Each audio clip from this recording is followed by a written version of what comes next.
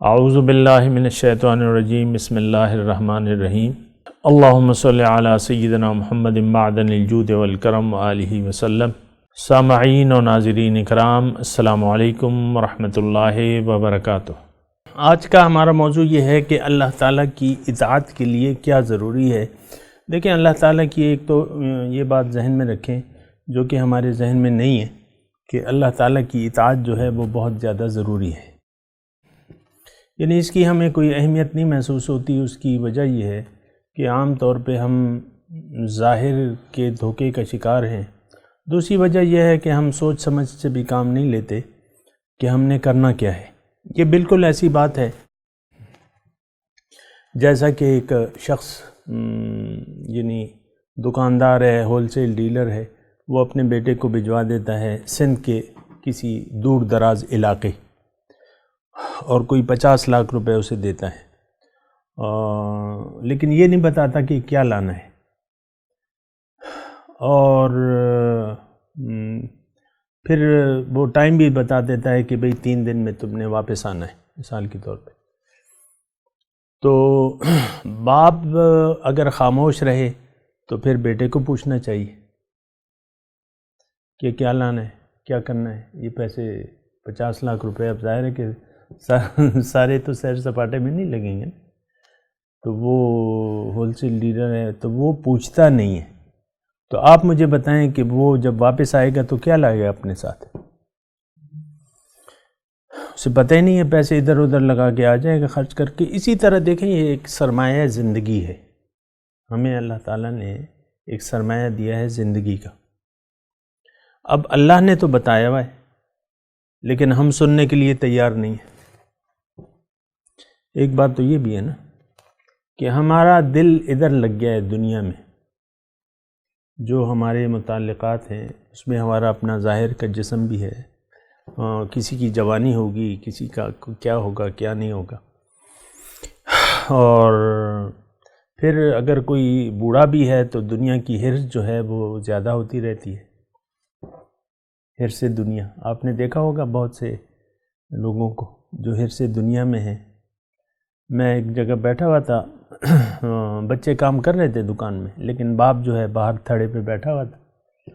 خیر وہ کرتا بھی کیا، اس کے سامنے کوئی اور منزل ہی نہیں ہے، بس وہ بیٹے کی دکان کی تھڑے پہ بیٹھ گیا، کچھ لین دین نہیں کر رہا تھا، بس وہ بوڑھا ہو جو کیا تھا، مطلب 80 سال کا بوڑھا دکان میں کیا کرے گا۔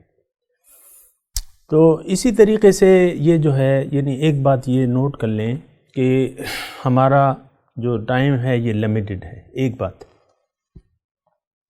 ہمیشہ کسی نے نہیں رہنا یہاں پہ، جس نے رہنا ہے وہ ہاتھ اٹھا دے، ہمیشہ کے لیے۔ پیغمبر نہیں رہے تو ہم کیسے رہیں گے؟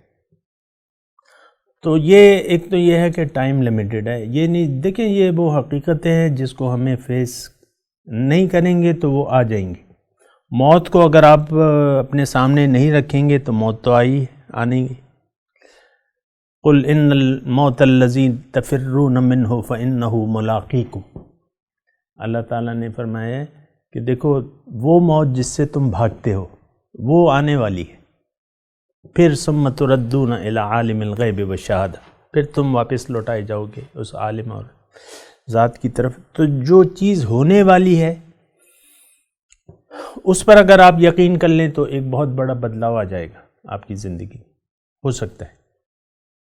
ایک بات تو یہ ہے کہ جو چیز آنے والی ہے، تو اب جو چیز آنے والی ہے، آنے والے دن سے پہلے جو ہے آپ اس کے لیے تیاری کر لیں گے۔ مثال کے طور پہ آپ کا گھر بنا ہوا ہے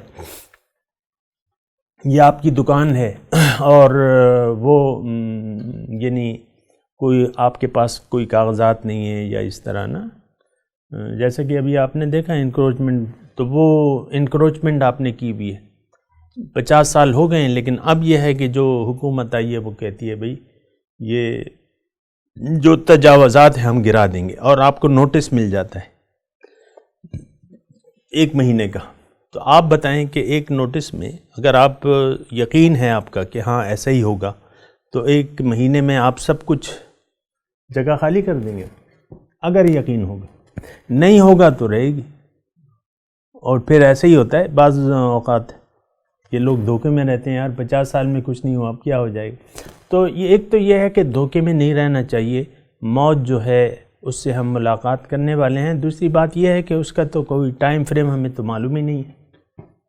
کسی کو اپنی موت کا معلوم ہے کہ بھئی موت میری کل آئے گی پرسوں آئے گی؟